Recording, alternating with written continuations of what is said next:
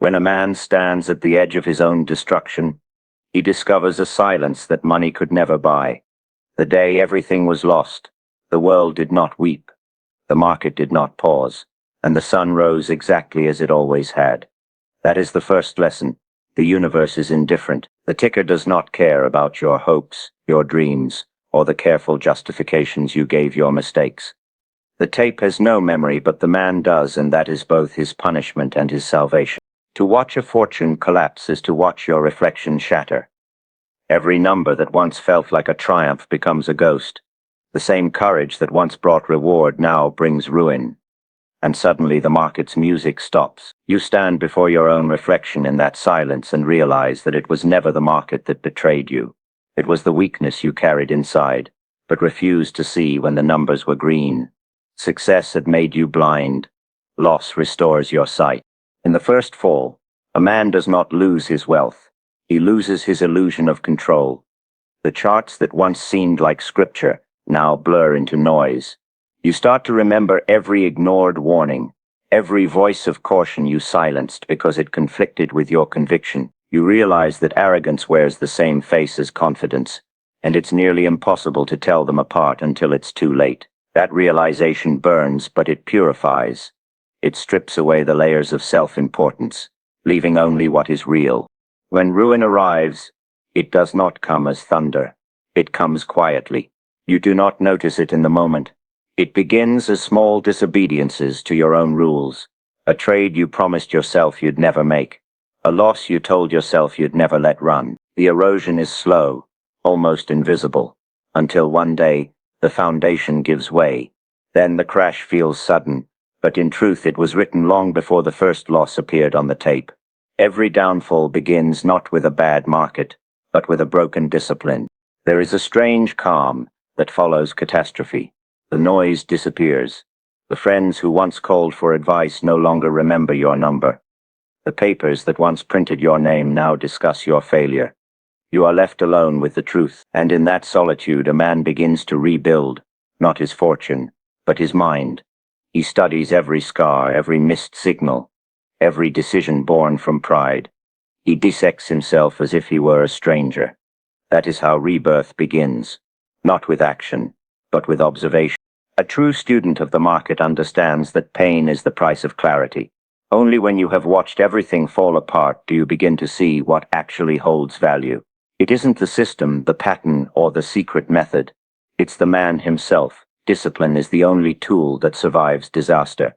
The man who can endure watching the ruin without flinching, who can accept that the fault was his, and his alone, becomes indestructible. The fall is not the end. It's the beginning of self-mastery. To rebuild, a man must first learn to stand still. Most rush to earn it back, to prove that they are still the same genius the world once admired. But that urgency is the echo of the same pride that caused the fall. Real recovery begins with stillness. You must study the wreckage without emotion, the way a surgeon examines a wound. The market does not forgive haste. It only respects silence, patience, and restraint. The man who cannot sit still after loss will repeat his mistake in a different form. There is no shame in losing money. The shame lies in losing discipline. The crowd calls every disaster unfair, but the truth is that ruin is almost always earned. Every ignored stop, every unexamined impulse, every emotional decision plants the seed, and when the harvest of those seeds comes due, the price is always the same. The wise man pays it once and learns. The fool pays it forever. After the dust settles, you find yourself stripped of identity. You are no longer the man with the mansion, the account, the reputation. You are just a man and a market. And that is freedom, though it does not feel like it at first. When all is lost, you are finally unburdened by the illusion that success defines you. You begin to trade again, not for glory, but for understanding. Every small gain feels sacred, not because it adds to your wealth, but because it proves your control has returned. The mirror that once showed a triumphant speculator now shows a student of his own nature, of fear and greed, of silence and impulse. You begin to see that the market was never your enemy. It was your teacher. It destroyed what was false in you so that what remained could finally trade with precision. The ruin was not the punishment. It was the purification. Every point lost, every margin called, every sleepless night became the tuition fee for mastery. In that mirror, the man who once worshipped money learns to respect rhythm, patience, and detachment. The fortune that rises from this realization is different. It grows slower, but it stays. Because it is no longer built on arrogance, but on awareness. Because the man who rebuilt it no longer fears losing it again. A man learns too late that the market is not cruel. It is honest. It does not strike to destroy. It strikes to measure. It measures your patience, your discipline, your ability to stand alone against the collective madness. Every loss is not a wound. It is a question: did you really understand what you were doing, or were you only guessing? The crowd calls it punishment because it feels like pain, but what the market gives is truth, and truth is rarely kind. When the prices turn against you, the first instinct is to blame the world.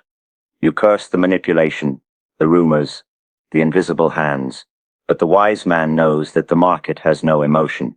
It doesn't care who you are, what you deserve, or how much you've already lost. It simply reflects your behavior back to you in perfect clarity.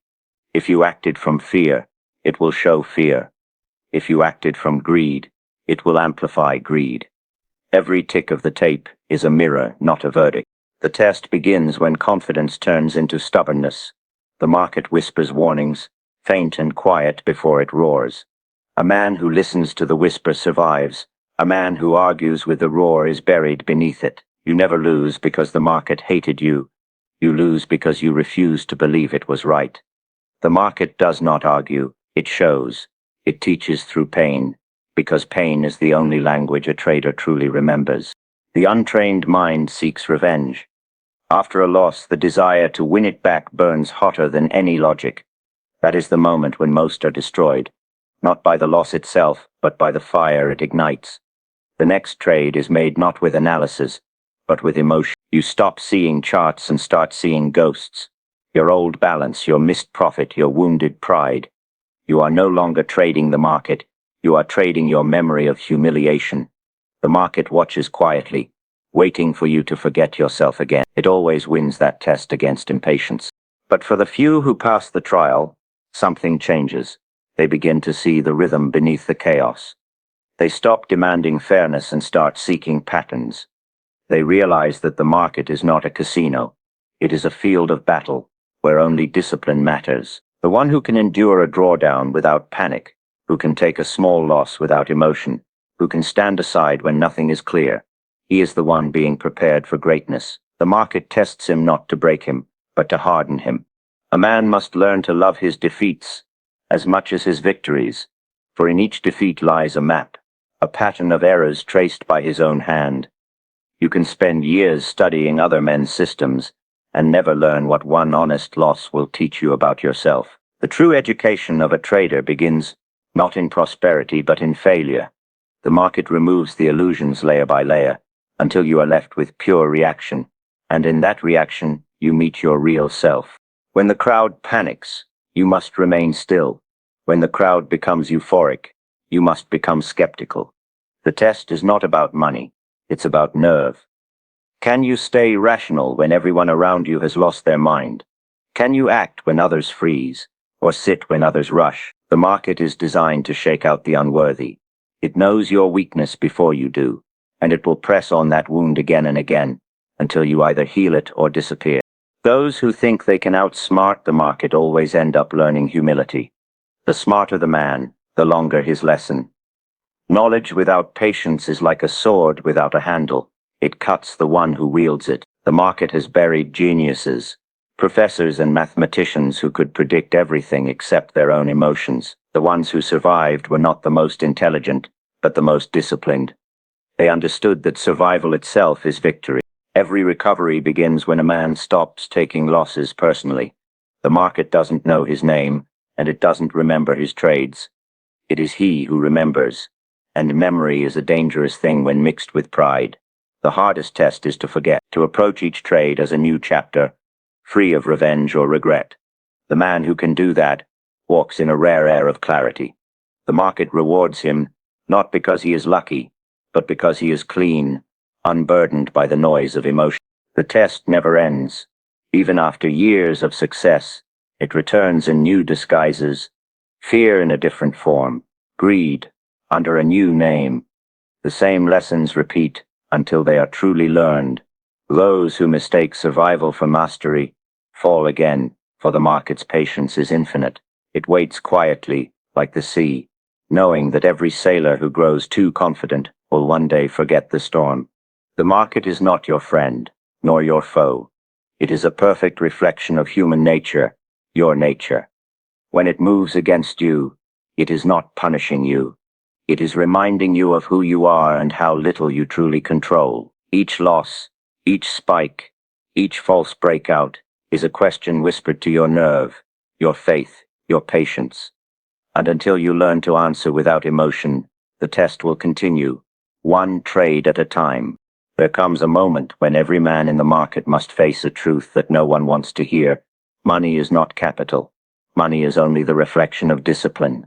And once discipline is lost, the reflection fades. You can lose all the cash in the world and still recover if your discipline remains intact.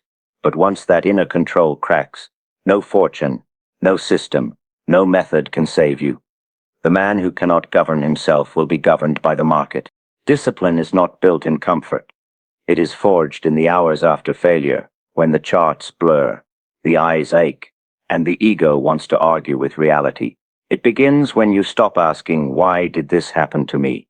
and start asking, "Where did I disobey my own rule?" Every great rise begins with that small act of humility. Discipline is the ability to obey yourself when the world screams for the opposite. It is the quiet refusal to follow the crowd, the strength to sit when every nerve demands action, the patience to wait for the trade that truly belongs to you. Many believe discipline is about control over money. It is not. It is control over the mind that touches money. The hand that places the order merely executes what the mind decides, and most minds are noisy. They swing between greed and fear, between overconfidence and despair. The man of discipline moves differently. His decisions are not born from excitement, but from method. He does not guess. He calculates. He does not hope. He waits. His greatest weapon is not his capital, but his calm. Discipline means accepting boredom. The market rewards those who can do nothing when nothing should be done. The amateur seeks constant motion. The professional seeks correct timing. The crowd needs stimulation. The disciplined man needs confirmation. He does not chase opportunities. He waits for inevitability. He understands that the market pays not for effort, but for precision. To the undisciplined, waiting feels like death. To the disciplined, it feels like breathing. Every successful trade is the result of hundreds of refused impulses. Each impulse denied strengthens the will. Each one indulged weakens it. Discipline grows in the small moments. The refusal to double down on a losing position. The choice to take a small profit instead of dreaming of more. The courage to admit when the setup has changed. These small acts, repeated daily, become the invisible foundation of survival. The crowd may not see it, but the tape does. The tape always recognizes discipline. To maintain discipline, a man must learn detachment.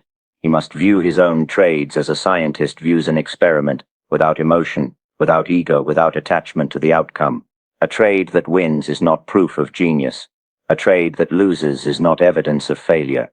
Both are data, nothing more. The disciplined man knows this and adjusts accordingly. He treats his plan like law and himself like its enforcer. Every rule broken costs not just money, but integrity, and integrity once lost rarely returns unscarred. The hardest test of discipline comes not in loss, but in success. Losing humbles the mind. Winning inflates it. After a streak of profits, the disciplined man must become more cautious, not less. The danger of winning is that it whispers the oldest lie in the market. You have it figured out. The moment a trader believes that lie, he begins to relax the very structure that built his fortune. He stretches his risk, widens his stops, and listens more to pride than to price. The market waits patiently, knowing that sooner or later, discipline will be betrayed again. Discipline is not a rule book. It is a state of mind. You can write down your rules, memorize them, and still break them when emotion takes hold. True discipline means your rules live inside you, not on paper. It means that your reaction to fear, greed, and chaos becomes automatic, cold, methodical, unshaken. You no longer trade against the market. You trade against your own impatience.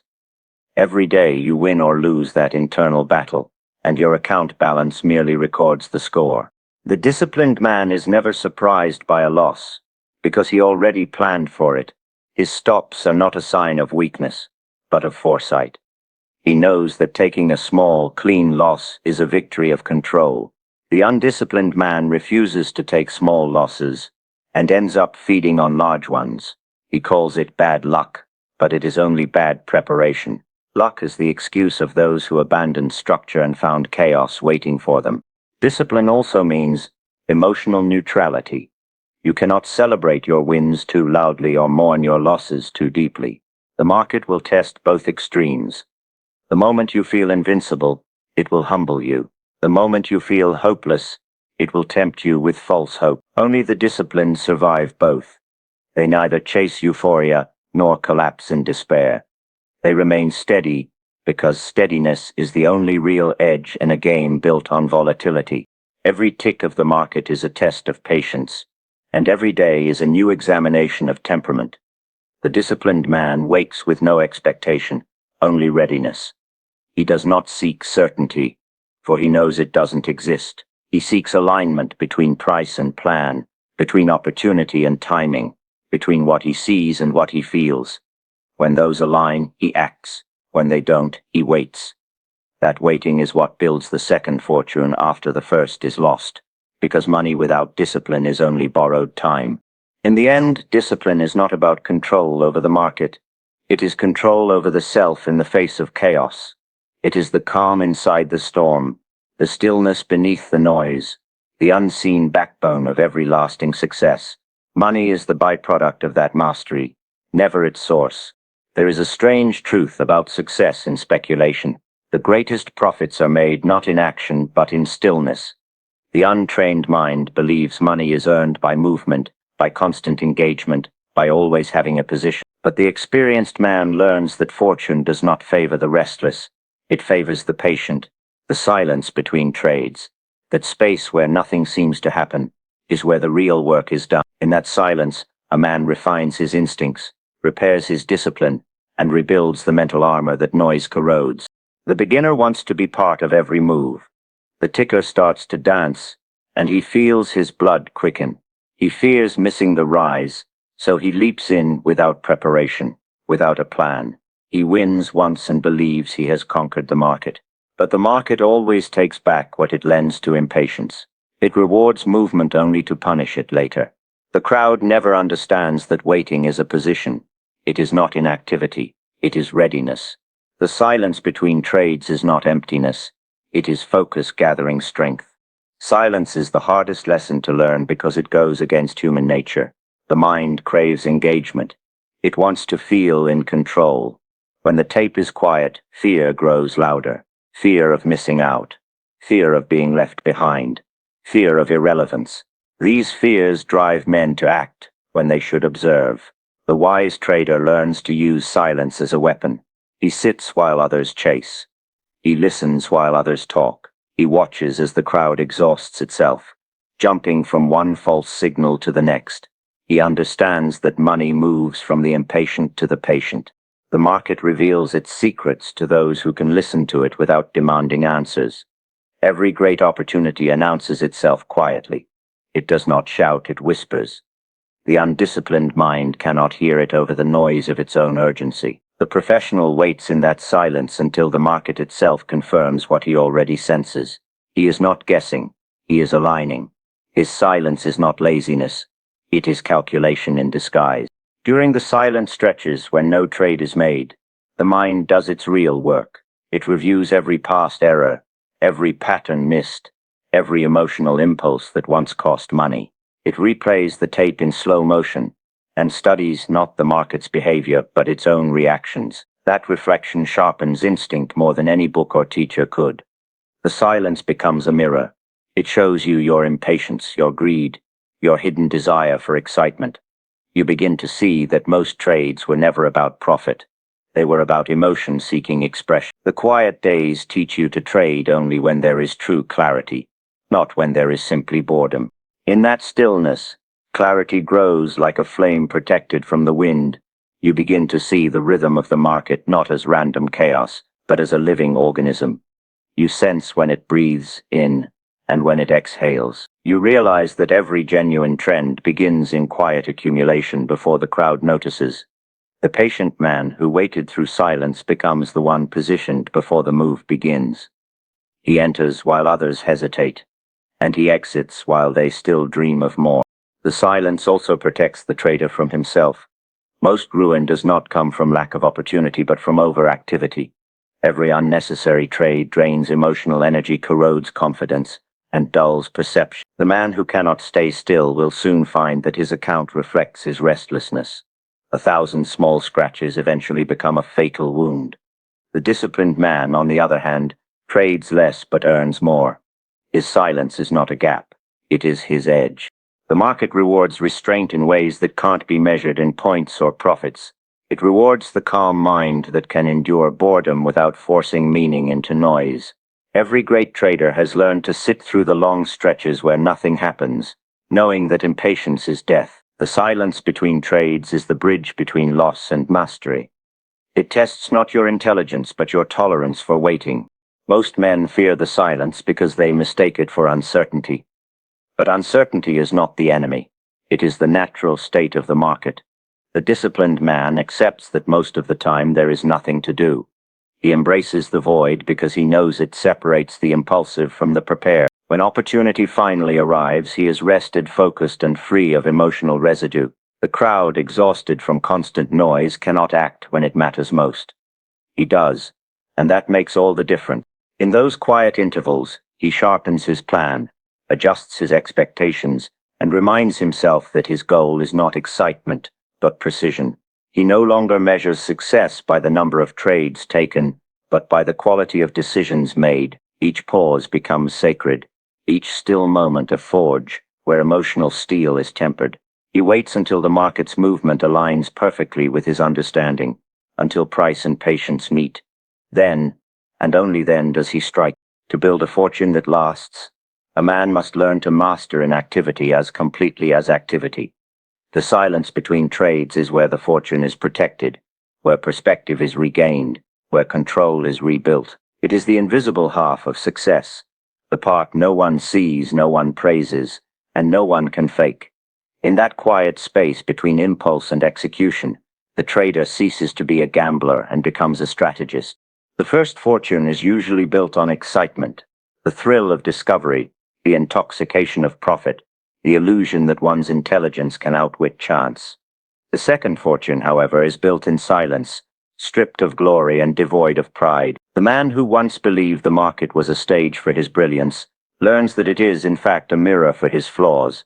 When ruin comes, it erases not just numbers from an account, but the arrogance that hid inside those numbers. The second fortune begins where ego ends. In the early days, success feels like proof of superiority.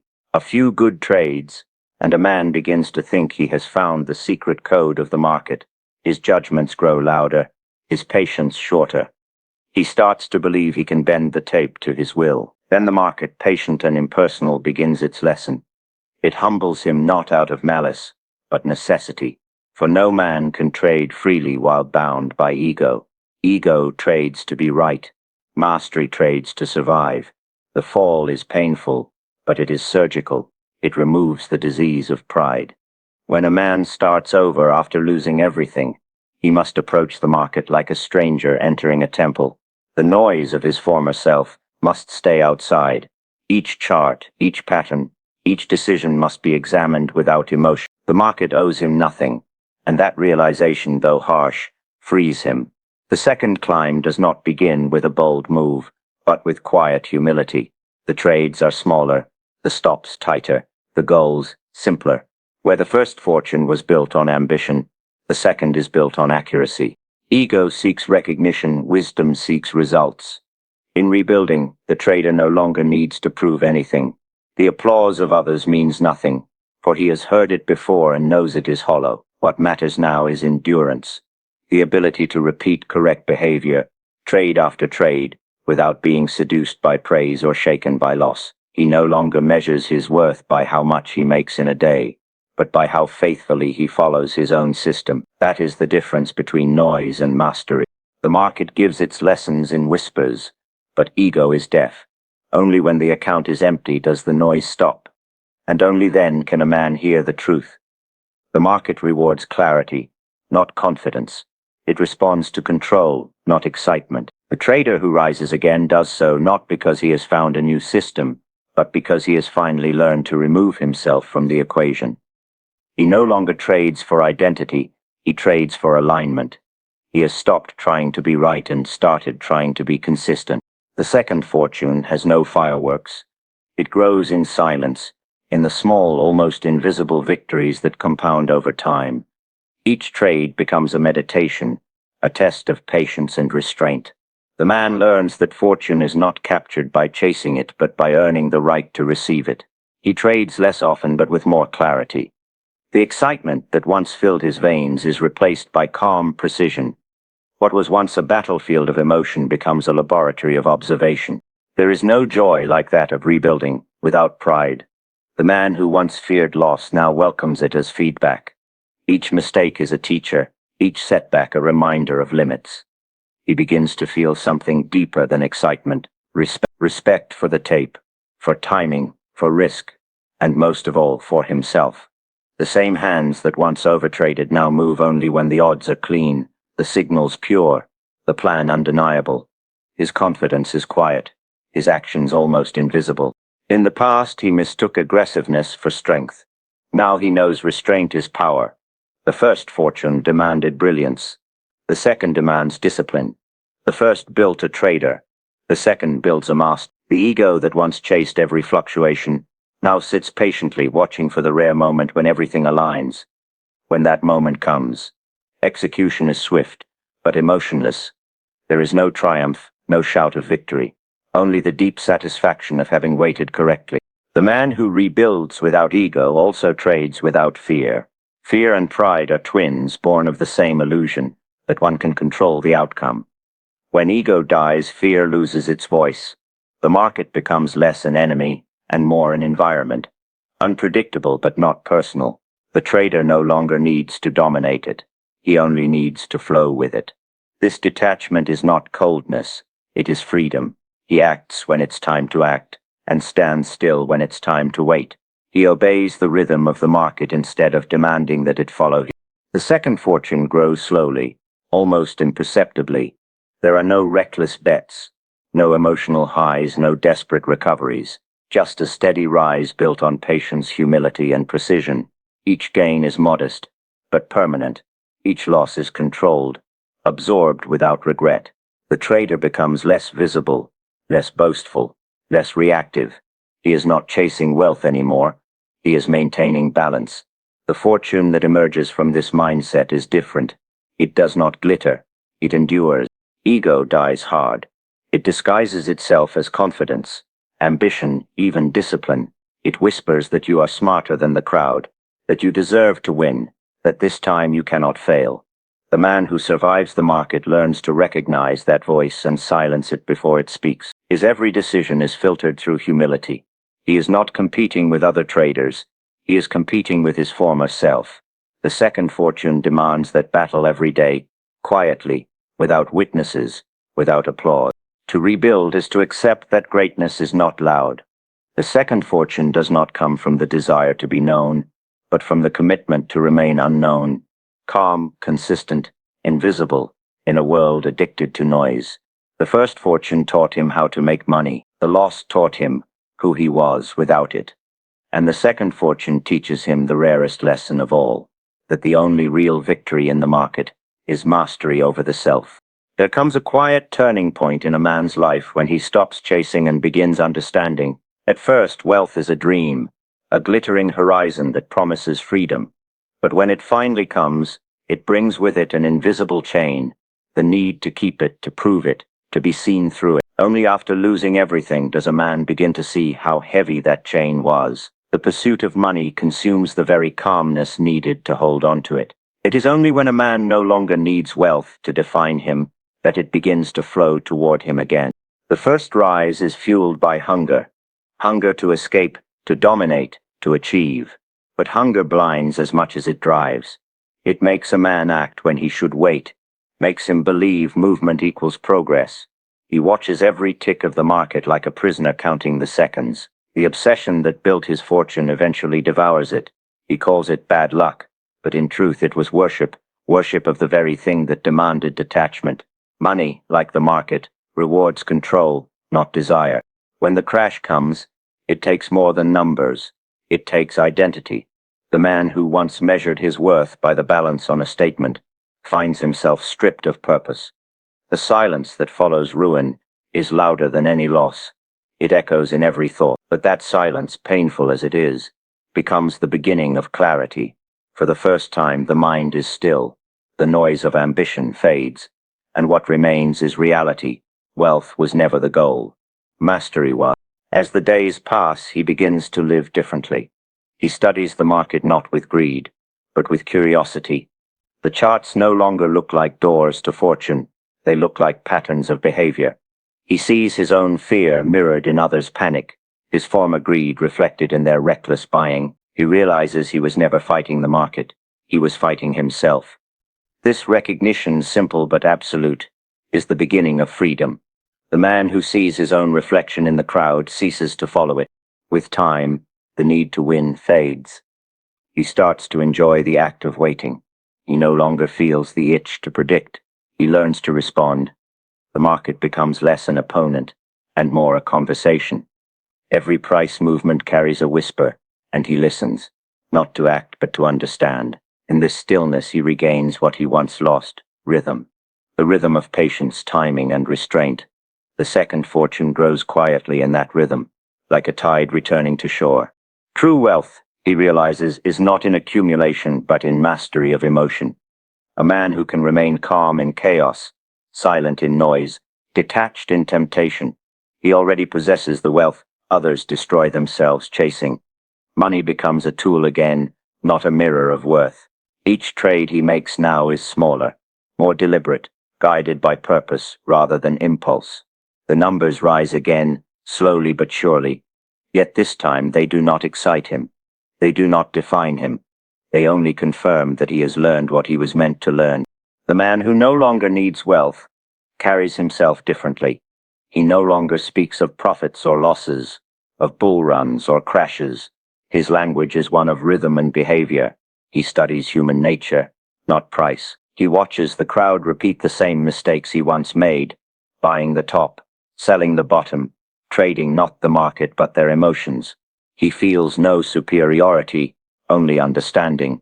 He knows that every trader must die once, metaphorically, before they are born again into mastery. This detachment changes everything. When opportunity appears, he acts without hesitation, but without excitement. When losses come, he cuts them cleanly, without regret. He no longer argues with the tape. He accepts it as law.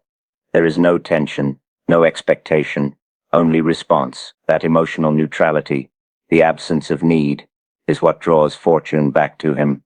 Money flows naturally toward equilibrium. The man who needs it too much repels it. The man who moves without attachment attracts it.